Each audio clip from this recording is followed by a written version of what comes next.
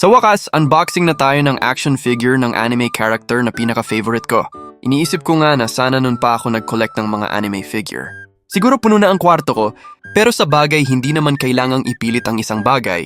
Mangyayari at mangyayari lang ang isang bagay, hindi lang dahil gusto natin kundi dahil ipinagkaloob ito sa atin. Anyway, nagtaka nga pala ako dito sa action figure na ito dahil mas malaki pala ito sa ini-expect ko.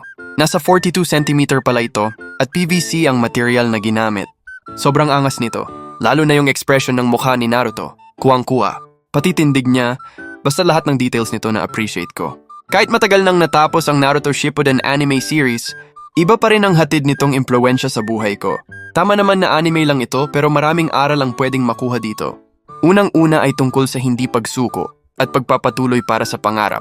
May Boruto series naman kaso hindi ko masyadong ma-appreciate, sana nga hindi na tinuloy yung series kung masisira yung daloy ng kwento. Iba na rin kasi ang author ng Boruto manga series, pero bumalik si Masashi Kishimoto sa time skip nito na 2 Blue Vortex. Basta hindi pa rin mabubura ang legacy ng Naruto sa akin. Kaya magko-collect ako ng maraming anime figure nito. Yun lang guys, thanks for watching.